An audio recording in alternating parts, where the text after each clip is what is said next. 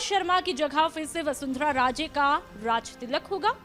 2028 विधानसभा चुनाव से पहले राजस्थान में नेतृत्व परिवर्तन हो सकता है। क्या वसुंधरा राजे की वापसी की तैयारियां चल रही है और क्या विधानसभा चुनावों से पहले वसुंधरा राजे करेगी बड़ा राजनीतिक धमाका? राजस्थान बीजेपी के अंदर कुछ ऐसा चल रहा है जिसकी चर्चा दिल्ली से लेकर जयपुर तक है। एक तरफ मुख्यमंत्री भजनलाल शर्मा है तो दूसरी तरफ 2 बार की मुख्यमंत्री रह चुकी वसुंधरा राजे और बीच में है प्रधानमंत्री नरेंद्र मोदी और अमित शाह। सवाल यह है कि क्या 2028 विधानसभा चुनावों से पहले राजस्थान में कोई नेतृत्व परिवर्तन हो सकता है और एक बार फिर से वही नारा गूंज सकता है, केसरिया में हरा हरा, राजस्थान में वसुंधरा।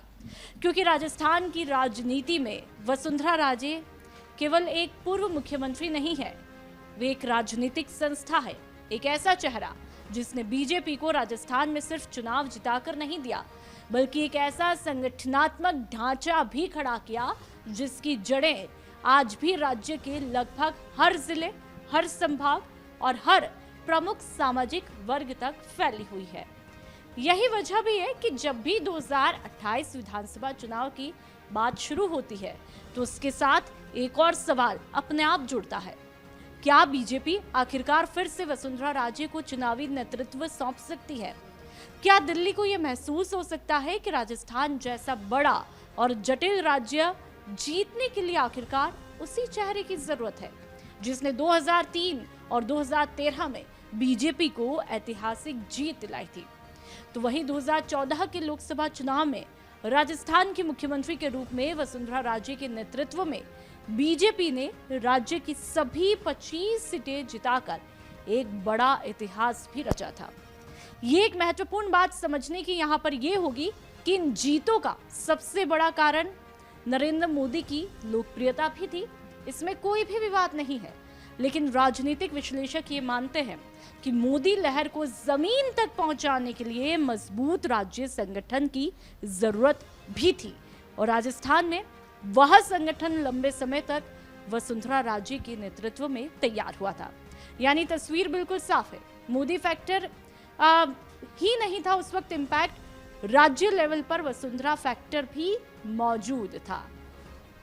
बीजेपी के इतिहास को यदि ध्यान से देखा जाए तो ये साफ तौर पर दिखाई देता है कि वसुंधरा राजे की राजनीतिक ताकत केवल उनके पदों से नहीं बनी बल्कि उन्होंने सालों तक लगातार जनता, कार्यकर्ताओं और संगठन के बीच जो नेटवर्क तैयार किया उसने उन्हें बाकी नेताओं से अलग पहचान भी दी। तो वही सूत्रों के मुताबिक अंदर खाने ये भी चर्चा अभी जोरों पर है कि अब जल्द ही मध्य प्रदेश और राजस्थान में नेतृत्व परिवर्तन हो सकता है। 2003 में जब वसुंधरा राजे ने परिवर्तन यात्रा निकाली तब बीजेपी सिर्फ कांग्रेस विरोधी वोटों के सहारे चुनाव नहीं लड़ रही थी। वसुंधरा ने खुद को पूरे राजस्थान के नेता के रूप में स्थापित करने की कोशिश की। उन्होंने राजपूत समाज से लेकर जाट, गुर्जर, आदिवासी, महिला और शहरी मतदाताओं तक अपनी पहचान बनाई और यही कारण था कि बीजेपी पहली बार इतने बड़े लेवल पर सत्ता तक पहुंची। लेकिन उनकी असली राजनीतिक शक्ति 2013 के चुनाव में दिखाई दी। अशोक गहलोत सरकार के खिलाफ माहौल जरूर था लेकिन उस माहौल को 163 सीटों की ऐतिहासिक जीत में बदलना कोई भी सामान्य राजनीतिक उपलब्धि नहीं थी और उसी जीत ने वसुंधरा को राजस्थान भाजपा का निर्विवाद चेहरा भी बनाया। और आज भी बीजेपी के भीतर ऐसे कई विधायक, पूर्व विधायक और जिला लेवल के नेता भी मौजूद है जिनकी राजनीति का उदय वसुंधरा के दौर में हुआ और यही कारण है कि मुख्यमंत्री पद पर न होने के बावजूद उनका राजनीतिक प्रभाव पूरी तरह खत्म नहीं हुआ। फिर 2005 पीछे लेना जेपीजी जीएफएक्स इन। फिर 2014 के बाद क्या कुछ बदल गया? GFX out. 2014 सिर्फ देश की राजनीति में बदलाव का साल नहीं था, ये बीजेपी की आंतरिक राजनीति में भी बदलाव का साल था। नरेंद्र मोदी प्रधानमंत्री बने, अमित शाह संगठन के सबसे शक्तिशाली नेता बनकर उभरे और इसी के साथ ही बीजेपी में एक नया मॉडल भी दिखाई देने लगा, हाईकमान मॉडल। इस मॉडल में राज्य के बड़े नेताओं की जगह पार्टी और केंद्रीय नेतृत्व को ज्यादा महत्व दिया गया। मध्य प्रदेश में शिवराज सिंह चौहान, छत्तीसगढ़ में रमन सिंह, हरियाणा में मनोहर लाल खट्टर और राजस्थान में वसुंधरा राजे।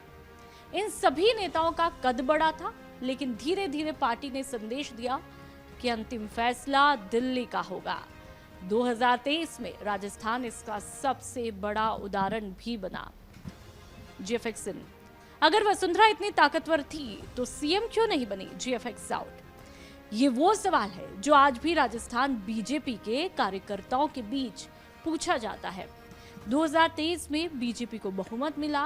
राजनीतिक गलियारों में सबसे ज्यादा चर्चा वसुंधरा राजे के नाम की थी, लेकिन मुख्यमंत्री बने भजन लाल शर्मा, एक ऐसा चेहरा जिसे उस समय बहुत कम लोग मुख्यमंत्री पद की दौड़ में मान रहे थे। क्यों? क्योंकि बीजेपी सिर्फ चुनाव नहीं जीतना चाहती थी, वह राजस्थान में एक नया नेतृत्व मॉडल भी स्थापित करना चाहती थी। दिल्ली का संदेश साफ था, पार्टी किसी एक क्षेत्रीय शक्ति केंद्र पर निर्भर नहीं रहना चाहती। यानी यह सिर्फ मुख्यमंत्री चयन नहीं था, ये एक संगठनात्मक संदेश भी था। जीएफएक्स इन, वसुंधरा राजे ने बगावत क्यों नहीं की? जीएफएक्स आउट, ये भी एक बड़ा सवाल है। 2023 के बाद अगर वह चाहती तो खुलकर विरोध कर सकती थी, अलग राजनीतिक लाइन भी बना सकती थी, लेकिन ऐसा बिल्कुल नहीं हुआ। न कोई नई पार्टी, न खुली बगावत, न सार्वजनिक टकराव। इसका क्या मतलब है?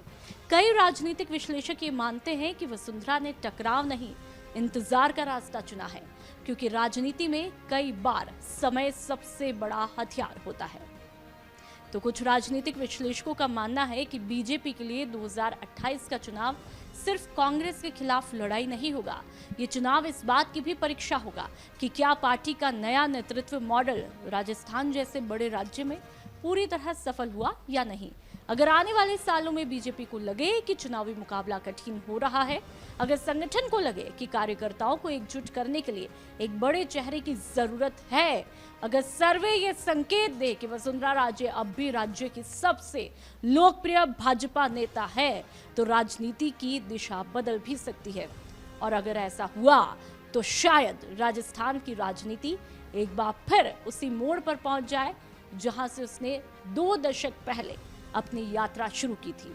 क्योंकि राजनीति में कोई अध्याय तब तक खत्म नहीं होता जब तक जनता और पार्टी दोनों ये मान न ले कि वह अध्याय खत्म हो चुका है। और राजस्थान में वसुंधरा राजे का अध्याय अभी भी खुला हुआ दिखाई देता है।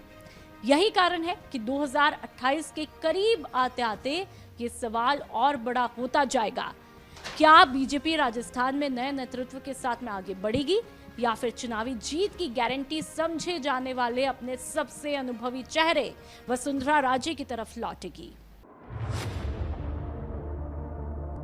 मरुधरा से खुद को जोड़ने के लिए सब्सक्राइब करें और बने रहें पीके टाइम्स के साथ।